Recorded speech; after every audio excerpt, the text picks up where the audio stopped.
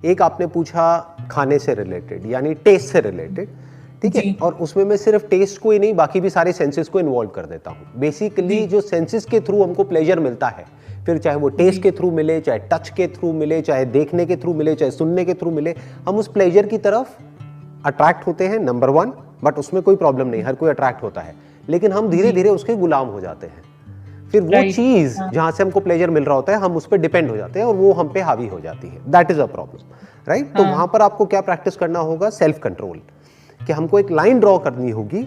इसको बेसिकली ये जो आप प्रॉब्लम कह रहे हैं ना, जो सेंसेस के थ्रू हमको प्लेजर मिलता है, इसको बोलते हैं इंस्टेंट ग्रेटिफिकेशन। इसके ऊपर एक बहुत इंटरेस्टिंग स्टडी हुई थी हार्वर्ड यूनिवर्सिटी में। आई एम नॉट श्योर आपने उसके बारे में सुना है या नहीं सुना है।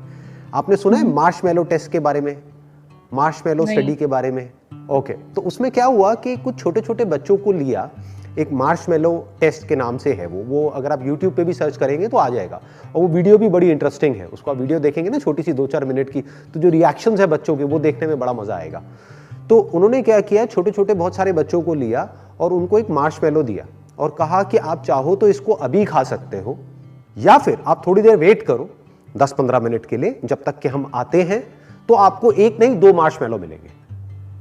तो अब वो बच्चों को अपने ऊपर कंट्रोल करना था, यानी उनको ये चूज करना था कि हम अभी एक खाएं या थोड़ी देर में हमको 2 मिल जाएंगे। मतलब हमारा माइंड कैसे काम करता है, पेन को अवॉइड करने के लिए और प्लेजर को अटेन करने के लिए। तो बेसिकली इस प्लेजर को बोलते हैं इंस्टेंट ग्रेटिफिकेशन। बहुत सारे बच्चों ने क्या किया, टेम्पटेशन को कंट्रोल नहीं कर पाए और एक ही खा गए। उन्होंने कहा 2 किसने देखा है, खाओ, एक खा गए।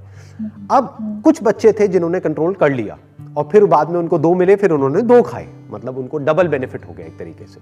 अब यहां तक ये रिसर्च नहीं रुकी, ये जो स्टडी है वो यहां से शुरू हुई, यहां पे खत्म नहीं हुई। उसके बाद उन्होंने काफी सालों तक इन बच्चों को ट्रैक किया, मतलब आने वाले 20 साल बाद, 30 साल बाद ये देखा कि कौन लाइफ में ज्यादा सक्सेसफुल है और कौन कम सक्सेसफुल है। तो जो बच्चा अपनी टेम्पटेशन को कंट्रोल नहीं कर पाया, यानी कि जो एक मार्शमैलो खा गया, इंस्टेंट ग्रेटिफिकेशन जिसको बोलते हैं, कि यानी अपने सेंसेस पे कंट्रोल नहीं कर पाया, अपने टेस्ट पे कंट्रोल नहीं कर पाया, वो आगे जाकर के लाइफ में इतना सक्सेसफुल नहीं हो पाया। वो वाले जो बच्चे थे वो आगे जाकर के हेल्थ वाइज, रिलेशनशिप वाइज और फाइनेंशियली भी इतने सक्सेसफुल नहीं हो पाए, बिकॉज वो इस ट्रैप में फंस गए, जिस ट्रैप को बोलते हैं instant gratification. Okay, you got it. और वो बच्चे जो कंट्रोल कर गए, जो इस इंस्टेंट ग्रेटिफिकेशन नाम के ट्रैप में नहीं फंसे और जिन्होंने थोड़ी देर का एक पेन सह लिया, एक तरीके से पेन ही हो गया ना, वो साइकोलॉजिकल इमोशनल पेन हो गया कि मन कर रहा है खाने का लेकिन नहीं खाया, अपने मन को मार लिया किसी तरीके से, अपने ऊपर कंट्रोल किया ताकि कुछ बड़ा प्लेजर मिल सके फ्यूचर में, यानी कि उनके अंदर इतना पेशेंस था। तो उनको जब ट्रैक किया गया 20-30 साल बाद, तो आगे जाकर के ये लोग बहुत सक्सेसफुल हुए लाइफ में, फाइनेंशियली भी, उनके रिलेशनशिप्स भी और हेल्थ वाइज भी। तो ये जो आपका क्वेश्चन है, उसका आंसर ये है कि अपने इस इंस्टेंट ग्रेटिफिकेशन को, ये जो एक अर्ज ऑफ इंस्टेंट ग्रेटिफिकेशन होता है कि छोड़ो ना, कल का किसने देखा है कि कल क्या होगा। जैसे जिम जाएंगे, बॉडी बनेगी, एक दिन में थोड़ी बन जाएगी, बनने में मानो 1 साल लगेगा। तो 1 साल किसने देखा है? आज खाओ, आज मजे करो, आज एंजॉय कर लो ना, कल किसने देखा है। ये जो थिंकिंग है, ये आदमी को फेलियर की तरफ ले जाती है जी। और ये जो थिंकिंग है जिसकी, हाँ बताइए। पर इसमें मेरा क्वेश्चन मैं रीफ्रेज कर देती हूँ। मेरा क्वेश्चन ये है कि भले आप टाइम पे खाओ, 3 मील ही खा रहे हो, अच्छा खा रहे हो, सब कुछ ठीक है, पर लोग ऐसे हैं, मतलब अधिकतर लोग मैं देखती हूँ, वो दिन भर खाने की बातें की जा रहे हैं। वो सोचते खाने के लिए हैं, खाते खाने, सोते समय खाना, ड्रीम में भी खाना। ऐसे बहुत सारे लोग हैं जो खाने पे ही उनकी दुनिया शुरू हो रही है, खत्म हो रही है। That is what I am saying. आप जो खाने की बात कर रहे हो, वहां पे आप खाना हटा दो और जो भी सेंसेस के थ्रू हमको प्लेजर्स मिलते हैं, उन सारे प्लेजर्स को लगा दो, राइट। बहुत सारे लोग हैं, कुछ हैं जो खाने में फंसे हुए हैं, कुछ हैं जो उल्टा सीधा सोचने में फंसे हुए हैं, कुछ उल्टा सीधा देखने में फंसे हुए हैं, कोई है जो हो सकता है वीडियो गेम में ही फंसा हुआ है, सुबह खेलना शुरू हुए, कब रात हो गई पता ही नहीं लगा। कोई कहीं एडिक्टेड है, कोई कहीं एडिक्टेड है, कोई खाने में है, कोई कहीं है, कोई कहीं है। तो कहीं ना कहीं लोग एडिक्टेड हैं, राइट। आप खाने की बात कर रहे हो, मैं कह रहा हूं कि सिर्फ खाना ही नहीं है, और भी बहुत सारे प्लेजर्स हैं जहां पर के लोग अलग अलग जगह पर एडिक्टेड हैं। तो अब होता क्या है कि ये चूज किसको करना है, ये किसी के कहने से तो कुछ होता नहीं है, मेरे कहने से क्या होता है, ये तो आपको देखना है कि आपको किस कैटेगरी में आना है। ऐसे भी लोग हैं जो बहुत बुरी तरीके से एडिक्टेड है इन प्लेजर्स के पीछे पागल हैं, इसी के बारे में 24 घंटे सोचते रहते हैं, उसी के बारे में ड्रीम करते हैं, और जब खाते हैं तो पागल हो जाते हैं, जब देखते हैं वो चीज़ उनके सामने आती है तो बिल्कुल ऐसा हो जाता है जैसे सपना सच हो गया है। तो कहने का मतलब है कि this is one category of people, but ये जो रिसर्च मैंने अभी आपको बताई, इस रिसर्च के अकॉर्डिंग ये लोग ज़्यादा लाइफ में कुछ अचीव नहीं कर पाएंगे। ये एक हार्श रियलिटी है। तो आपको देखना है आपको किस कैटेगरी में आना है। बट अगर आप एक्चुअल में कुछ करना चाहते हैं लाइफ में, कुछ ढंग का करना चाहते हैं, अपने बेस पर कुछ अचीव करना चाहते हैं, तो आपके अंदर सेल्फ कंट्रोल होना चाहिए। सिर्फ जीभ से रिलेटेड नहीं, सारे सेंसेस के ऊपर एक कंट्रोल होना चाहिए, एक बेसिक कंट्रोल होना चाहिए। उसका मतलब क्या है कंट्रोल का? लोग वहां पर भी प्रॉब्लम क्या होती है, एक्सेस में भागते हैं।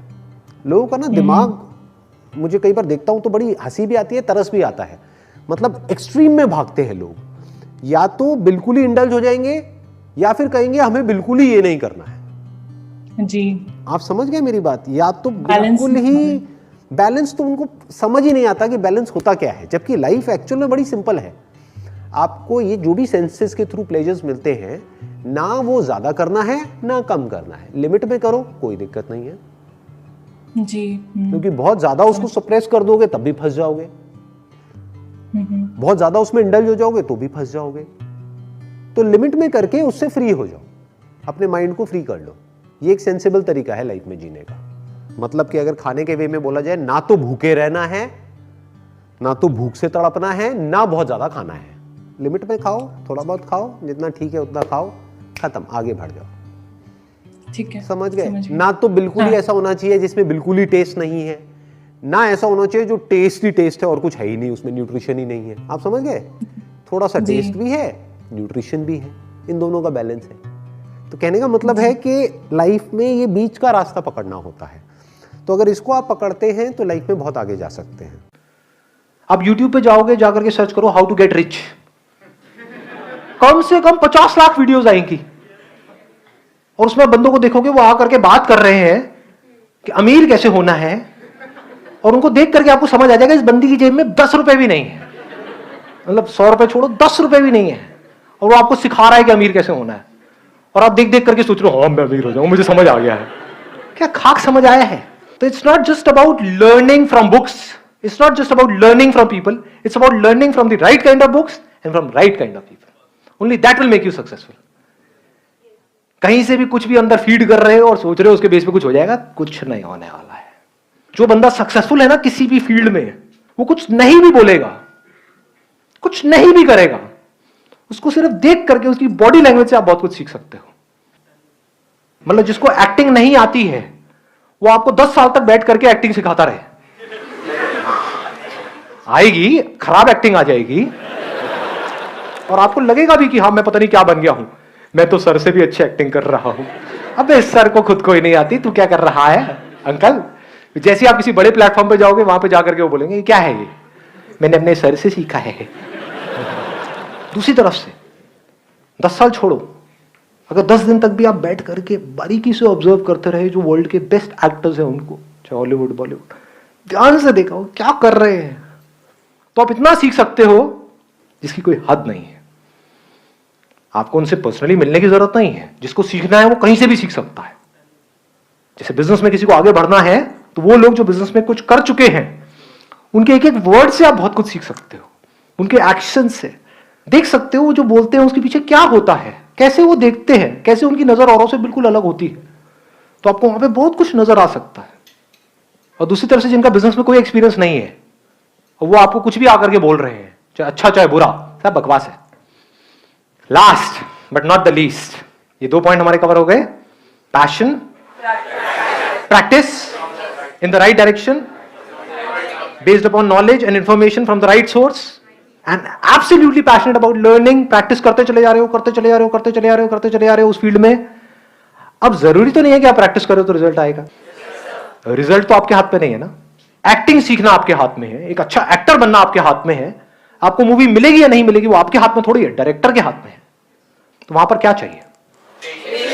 पेशेंस एंड परसिस्टेंस, क्योंकि आप सही डायरेक्शन में जा रहे हो। You are not going in a wrong direction. जैसे मंजिल तक आप पहुंचो या ना पहुंचो, आपको यह कॉन्फिडेंस होना चाहिए कि मैं सही जा रहा हूं। इनफैक्ट अगर आपको कोई बहुत बड़ी सक्सेस मिल भी गई, उसके बाद भी इन 3 पिलर्स को ध्यान में रखना है मरते दम तक। कितनी देर लगती है सक्सेस को फेलियर बनने में? कितनी देर? आप मानो आपने बहुत पैशनेट हो आप क्रिकेट को लेकर के, मैं क्रिकेट का एग्जांपल इसलिए दे रहा हूं, आप सब आराम से रिलेट कर पाओगे। बहुत आपने प्रैक्टिस करी, आपको रिजल्ट मिल गया, आप इंडियन टीम में पहुंच गए।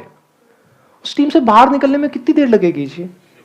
मानो आपको 1 मौका मिला, 2 मिला, 3 मिला, 4 मिला, उसके बाद में आपको बाहर कर दिया गया। लेकिन अगर आप इस गेम को समझ गए हो जिसकी मैं बात कर रहा हूं, इसको बोलते हैं जिंदगी का खेल। खेल को समझ गए तो आप क्या कहोगे? क्या मेरी प्रैक्टिस ठीक है? क्या जिस तरह से मैं खेल रहा हूं वो ठीक है?